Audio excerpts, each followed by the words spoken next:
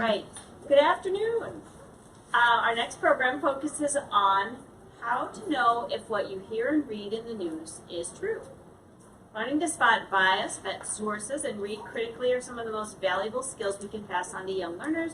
Rebecca breaks down the role fake news has played in the Loch Ness Monster's roller coaster ride to fame, as discussed in the forthcoming book, Loch Ness Uncovered, which you were just promoting, and also equips young learners with some essential media literacy skills. All right, welcome, Rebecca. Hi. Okay, so since we're grown-ups, I'm just going to talk to you about the book a little bit and how it has to do with fake news. So, for my job, I write nonfiction books. That's what I do, and I pitched this idea to my agent. The true story behind the Loch Ness Monster. I'll actually back up. So it's not like a centuries-old story. The Loch Ness Monster first started being discussed in 1933, when basically this woman who ran a hotel on the shores of Loch Ness times were tough, and she saw something splash in the water, and she went to the hotel bar of the facility she managed. She was like, I saw something weird, and in small town style, people started talking about it. And then one story led to another, and she happened to know a journalist. He was a freelance journalist, and he wrote it up in his newspaper, the Inverness Courier. But keep in mind, this is 1933, so journalistic standards, we have a journalist in the room, two journalists in the room. Standards were a little bit different. So there wasn't a lot of fact-checking or emphasis on truth. It was a time known as the newspaper wars or circulation wars, which was, if you know yellow journalism in America, this was a sort of equivalent thing that was happening in Great Britain, where people were writing anything they could to get readers. So around this time, there were a lot of newspaper trends where newspapers would do things called, they would stage stunts, where they would say who can fly from London to Manchester the fastest? And they would write stories about it, and readers would follow along, kind of like reality television.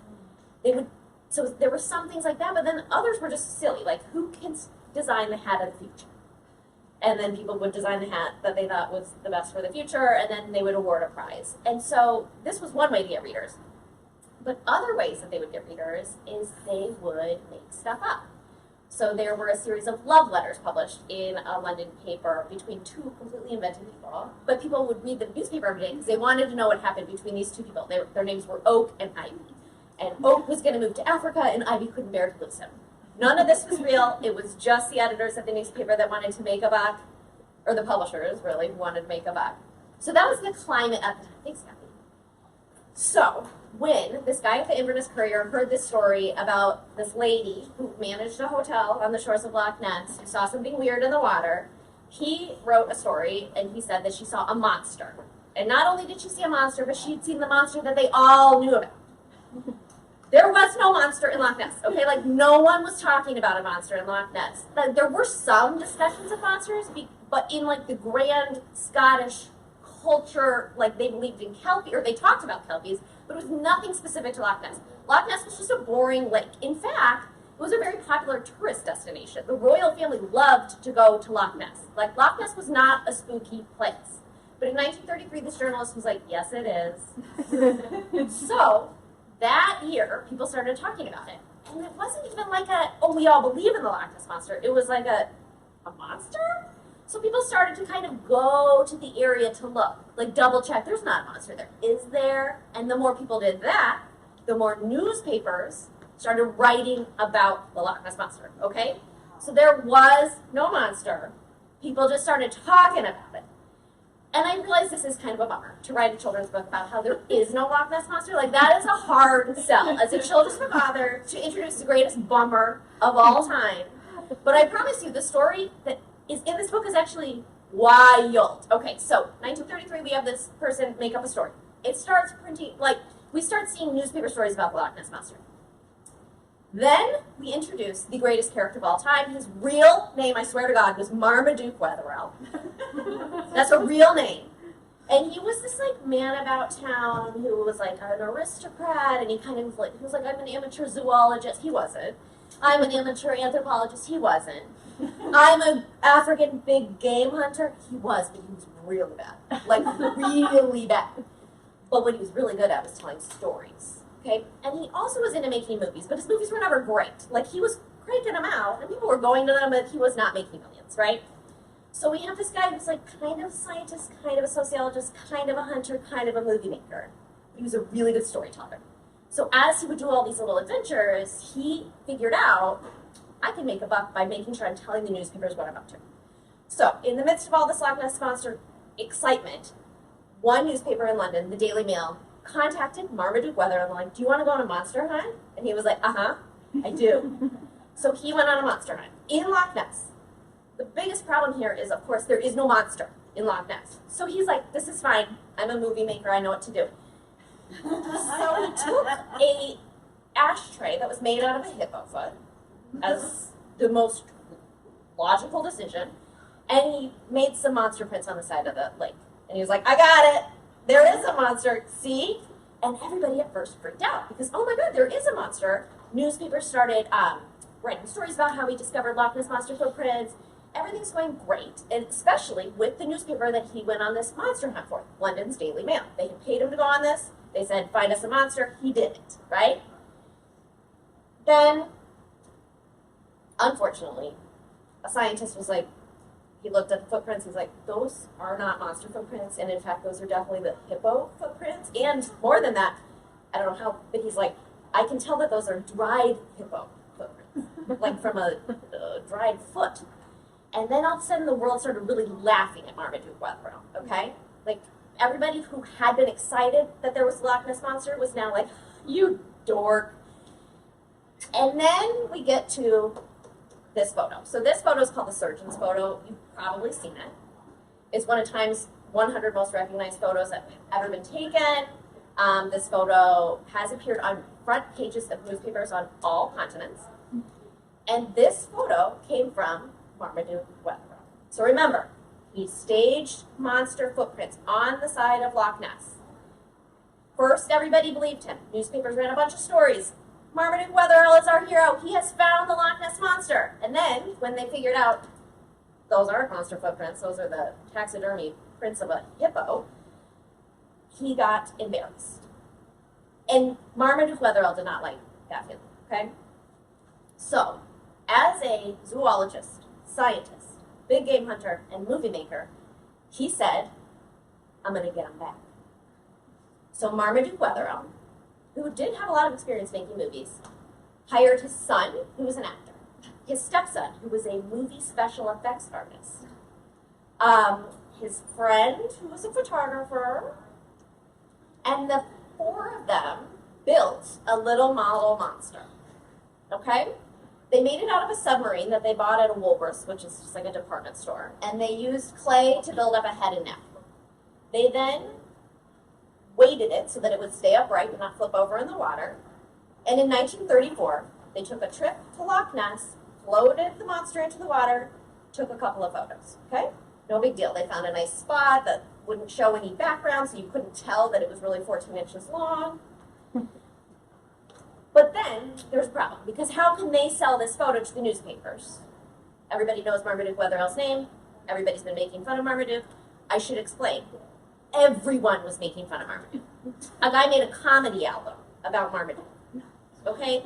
Another newspaper, a rival newspaper, did a whole fake Marmaduke Weatherall photo shoot with a guy with an elephant foot trash can putting footprints in the sand. Like, he was the laughing stock, okay? So Marmaduke knew, I can't publish these photos as my own because everybody's going to know it was me. So they found this guy named R.K. Wilson, who was a surgeon. He was a gynecologist, but they called him a surgeon. And R.K. Wilson, who would later go on to be a spy, went to a photo shop on the shores of Scotland's Loch Ness and said, hey, do you mind developing these? And the guy developing goes, you don't think you got a picture of the monster, do you? And R.K. Wilson goes, I might have. Okay? So now, we have this flamboyant actor, Marmaduke Weatherall, and he's fully in the background. Okay? He's keeping his mouth shut. He has nothing to do with this. And we have this new guy, R.K. Wilson, this respectable London surgeon, who says, like, oh, I don't know, I might have seen something in the water. Why don't you develop these photos? So the photos get developed. Lo and behold, my God, there's a monster. The guy who works at the photo shop in Inverness, Scotland, is like, you have to take these to the Daily Mail. The Daily Mail is the paper that made fun of Marmaduke Weatherall. The Daily Mail is the reason Marmaduke Weatherall's life is in the toilet. And R.K. Wilson's like, okay, that's a good idea. So they sell this bogus photo to the Daily Mail with the idea that as soon as they print it, Marmaduke Weatherall's going to jump forward and be like, who's the bozo now? But the Daily Mail prints this photo April 21st, 1934, and the world loses its mind. This photo is immediately shared to other newspapers around the world. Now, granted, a lot of things happened at the same time, and I want to tell you a tiny bit about what made this photo so believable at this moment in 1934. Okay, there's 5 things that were happening. Number 1, the economy in Scotland was in the toilet. People did not have enough money to feed themselves. They did not have enough money to buy what they needed. 40% of kids in Scotland were malnourished or undernourished, okay? People were really desperate. So anything that was going to give them a buck was welcome. People were taking any jobs they could. So the idea that maybe there was a monster there was very welcome to people who lived in Scotland. Number 2, art and movie special effects specifically had made huge leaps and bounds that year. The movie King Kong. Has anybody seen the movie King Kong from 1933? So King Kong had this pioneering type of special effect called stop motion animation. And it didn't just feature an ape, it featured a bloodthirsty, long-necked dinosaur that emerged from the water looking exactly like this. And it was so spectacularly impactful for people who saw that movie that people started to think that they saw long-necked monsters in their own waterways. Okay, so that's going on. So we've suddenly got the monsters from movies feeling so realistic that maybe they could actually be appearing in the natural world. The other thing is politics. Politics was a nightmare. The book really gets into it, but guess which 2 monsters emerged on the global stage in the exact same year? Adolf Hitler and the Loch Ness Monster, okay? So there was this idea that everything that we know and love, all the truths that we cherish as the human race, maybe they're not so solid. Terrible things are happening in the world. Scary monsters maybe are real. And piggybacking on that, science. Guess how many species were identified every single year in the 1930s? Somebody just shout out a number. 100. 100? 20,000. 12,000 a year, which averages to 33 new species a day. So there was this idea that maybe if you walked outside, you would discover like a new species of butterfly or worm or frog. And on top of that, there was something very interesting happening where a few things that had been considered mythical creatures were being discovered as actually maybe real. So, dragons. The Komodo dragon was discovered around this time named around this time when a Dutch colonist basically went to an island in Indonesia where he had heard people were talking about giant dragons. That island was called Komodo. So he went and was like, oh man, those are real. So suddenly you see that, oh, maybe one mythical creature could actually be real. The other creatures that were being discovered, you might have heard of kraken, like these sea beasts. Around the time of the Loch Ness Monster phenomenon, the giant squid and the colossal squid were both named. Okay? And, thank you so much. So that contributed to this idea of like, well, maybe there is something in Loch Ness. Like, do we really know? But the biggest thing that is the biggest contributing factor to the Loch Ness Monster myth, without any shadow of a doubt, was fake news. So journalism, as I said, was pretty loosey-goosey at the time, right? Like, we're really going for profits here. So once these stories started trickling out of Scotland about the Loch Ness Monster, they formed a feedback loop, right? Where a story would be printed, people would read it, think about it, go to Loch Ness, and think like, oh, I don't know, maybe I did see something. And then that sighting would be reported, and then on and on and on, okay? And there were also these stories where you would have people go to Loch Ness and they would say like, oh, did you see that shiny rock? And then other people would say, that's not a rock. And then other people would say, you know, you're right, I don't think that is a rock. So the power of suggestion was also at play. And before you know it, everybody is starting to think that this could be real. So when Marmaduke Weatherall's silly little prank photo was printed in the newspaper, it was confirmation to an excited and curious world that, yes, there is a Loch Ness Monster. So, just to sort of drive home the point about this, how fake news and unreliable news really contributed to this, I'm going to read a handful of statements, okay? None of them are true. None of these are true. But some of these appeared in newspapers as though they were true, okay? So all of these are baloney. And I want you to use your little thing to give me a thumbs up if you think that, yes, a real live newspaper put this in print and sold it to people. Or a thumbs down if you think that is too preposterous. There is no way that that would appear in a newspaper. Okay. So, the Loch Ness Monster in early sightings was sort of described in a bunch of different ways, right? So we think about it today as looking like a long-necked dinosaur, but at the beginning it didn't. It looked like a lot of different things. So which of these bogus descriptions appeared in actual newspapers? The Loch Ness Monster was slimy. So if you think if a newspaper did that, give me a thumbs up. Okay. You are correct. The Loch Ness Monster was dotted with knobbly lumps. The Loch Ness Monster had one hump on its back. The Loch Ness Monster had 3 or more humps on its scaly back. Correct. The Loch Ness Monster had 8 humps on its back. Correct. The Loch Ness Monster had a beard. The Loch Ness Monster had eyes like a car's headlights. The Loch Ness Monster had a dog face. The Loch Ness Monster looked like a camel. The Loch Ness Monster was much alike a zebra. Duh, that one is nuts. Okay, good. So we have the idea. Here we go. Let's talk about size. Newspapers gave their readers some concrete numbers for just how big the Loch Ness Monster was. Which of these measurements appeared in real newspapers? The Loch Ness Monster was 6 to 8 feet long. It's very petite. 20 feet.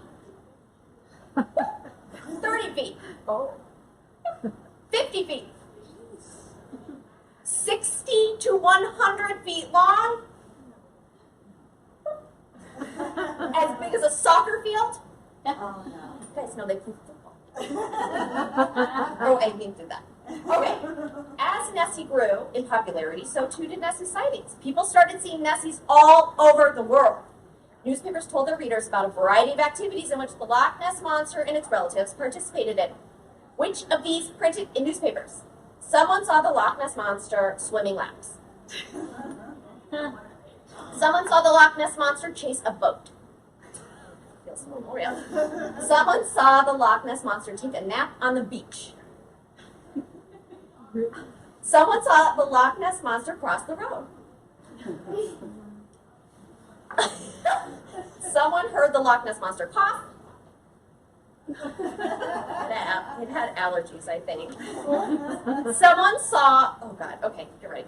Someone saw an underwater explosion that rocketed the Loch Ness Monster's ancestors 60 feet into the air where it hung suspended for a few seconds before going into the sea. What? Someone saw the Loch Ness Monster doing taekwondo. No. We go. Okay.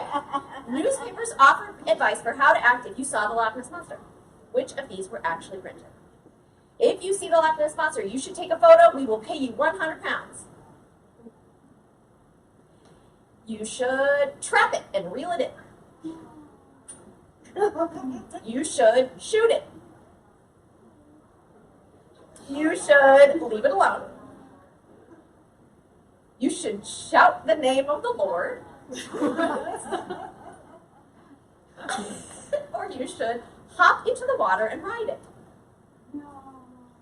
Okay. So obviously the idea that a giant monster lived in Loch Ness inspired some questions, namely how it got in there. So newspapers provided answers for their readers. Which of these explanations for how the Loch Ness Monster got into Loch Ness were actually printed in real newspapers? It swam in via a canal. It swam in through a series of underground tunnels that connected a U-bend that contained a U-bend much like those found in a toilet's plumbing that connected the sea to the loch. Guys, newspapers were wild. Okay, it had always been there and only just woke up due to noisy road work. A deep sea volcano erupted and shot the monster through the air and into the loch. A mad scientist created the monster in his lab and deposited her into the water in the dead of night. That's the only one. Is crazy. Okay. Now, not everybody believed in the Loch Ness Monster. Some skeptics tried to rationalize with monster fans, and newspapers jumped in, right? Offering a bunch of completely bananas explanations, including which of the following. There was no Loch Ness Monster, it was just a dinosaur. What? There was no Loch Ness Monster, it was a horse. There was no Loch Ness Monster, it's a killer whale. There was no Loch Ness Monster, it's a lost pet crocodile. There was no Loch Ness Monster, it's a blimp. And there was no Loch Ness Monster, it is Princess Margaret. Okay. Now, this is my last one. So the Loch Ness Monster, as I said, rose to fame at the same time as another monster, Adolf Hitler. And this created this really interesting storm where, for a little while, these two monsters shared newsprint, okay? That they were appearing in the newspapers at the same time. And in fact, there was a short amount of time where they were in the same stories. Which of these World War II Nessie stories actually printed in newspapers, okay? These are hard to believe. Nazi leadership declared that the Loch Ness Monster had hit an underwater mine and her body exploded. This is real. I mean, not real, but it really printed. Okay. Italian leadership, remember, allies. Italian leadership reported that a warplane had dropped a bomb on Nessie, killing her, and that pieces of her body washed ashore. Okay? British people reported that, okay, fine, yes, Nessie actually had been bombed, but she was healing nicely. Thank you very much. Okay. American soldiers found the Loch Ness Monster, examined her healing wounds, and gave her a waterproof machine gun. Very good, very good. Okay, so this is just sort of an example of the types of things that appeared in the media in the 1930s that made it seem like, okay, maybe there is a monster. And what I like about this as a nonfiction author is it's not political. I'm not going to make, hopefully, too many people upset about a politician or a political party, but I am teaching readers to feel skeptical and critical as they encounter media sources. So at the back of this book is a guide to developing media literacy skills, which is just this umbrella set of skills that help a reader do things like evaluate the source, look for bias, think about some very simple things that we all do, checking the URL, checking the bio, reverse image searching when you have a question. But these are things that we should be using in all aspects of our life, but we can learn about them in a fun monster story. So thank you. That's really all I had to talk about. I'm happy to take any questions if anybody has any. I did go to Scotland and go on a monster hunt to write this book. She's not there. Yeah. How did you discover this story? I was listening to a podcast, Guide to the Unknown. It's a very dorky, sweet podcast of a brother and sister who tell stories. And so just in case you don't know, I write usually about things like the American Crewed Spaceflight Program. I have a book right now that I'm writing about World War II. So writing about a cryptid is not really in my normal comfort zone, but I was so interested in this story, and I loved how it had to do with movies and art and politics and finance.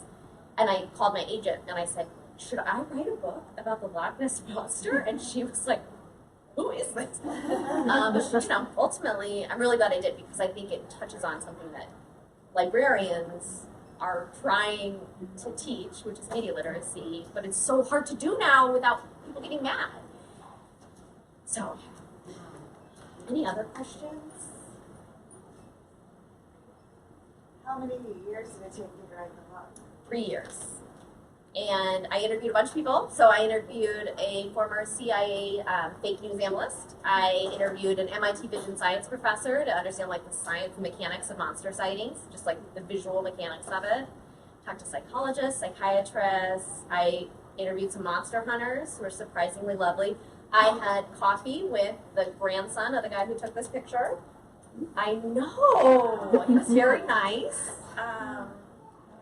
And what's interesting is when you go to Scotland, I was nervous thinking like, oh no, I'm going to go to this beautiful little village and I'm going to offend everybody by being like, I know it's not real. But they all were like, obviously it's not really. There's nothing there. But what was really interesting was the water of Loch Ness, because of the nature of the peat. So Loch Ness is very steep sides, right? And that means that the water rushes down the mountainsides or the hillsides and into the lake. So it has a very high concentration of peat in it, which is a really fine sediment. So the water is black, like ink black. And locals do a game where they will drop a penny and they time to see how long it takes for the penny to disappear. Or if you stick your arm in, by the time your elbow's wet, you can't see your fingertips anymore. So it's black. And seeing that, it does make you realize, like, I could see how there would be this myth, developing. Because it's so hard to see. But I did go on a sonar guided hunt at the time. What time of the day did you go for the hunt? Like noon. Oh, It was lovely. Any other questions? Yeah. Yes, you might have mentioned it, but like, why did the Marmaduke do all this? Like, you said it was out of shame and stuff. But, like, I feel like when I think about the people who generate fake news stories now, like, do you think that's also still shame, or still sort of like power, money, attention? So that's like the mystery of this, and it's hard because I don't want to put any words in his mouth. Like, so the question is, why did Marmaduke Wetherell stage this stunt? So his grandson thinks he did it because it was funny. He just wanted to laugh. Other people have thought like he did it for revenge, to get back at the newspaper. I think, to be honest, it was a mix. He had a lot of cash, so I don't think he was necessarily needing to use this for his own personal finances. I think it was pride. I think he was irritated. I think he kind of wanted to stab the editors a little bit and make fun of them for making a mistake. And I also do think he thought it was funny. Like, wouldn't this be hilarious if we got the biggest newspaper in England to print our fake monster photo? And so there have been a lot of questions like, why didn't they fess up? And my theory is that it was such a big deal. Like, this still contributes 42 million pounds to Scotland's economy every year, that they didn't, it was at the point where, like, the royal family was into the Loch Ness Monster. Like, Charles Lindbergh, the guy who crossed the Atlantic, he looked for the Loch. Everybody loved the Loch Ness Monster. So there was this idea that maybe if they fessed up, people would be really mad at them. And they didn't want that. why did the London press say that the Loch Ness was alive after, like, the other countries said they killed him? Because the Loch Ness Monster became a symbol of British resiliency during the war. So you know the phrase, keep calm and carry on? They were writing stories about how, much like the British soldier has taken bombs, the Loch Ness Monster has taken bombs and is carrying on. This is real. Like, this happened in real newspapers. And so it's nice. I like this because it's easy to look back on these stories and say, like, that is ridiculous, right? But there are occasionally times where, if we're thinking critically and using our media literacy skills, we can look at newspapers today and draw those same conclusions. So check the bio, check your URL. If it says CNN.com, okay. If it says Bob'sWebsite.com, we're going to think critically, right? We're going to think before we share. Any other questions? What's your next book you're working on? I'm writing a book about World War II soldiers who fought using inflatable weapons. It's a true story. They're called the Ghost Army. And it was a group of artists and designers and architects and writers who used inflatable tanks, trucks, and guns, and sound effects and acting performances to fool German troops into thinking that American units were in some places when they were not. Wow. It's great. And it's really good. Yeah, I get to read it. Well, Thank you so much. Okay, the book is for sale.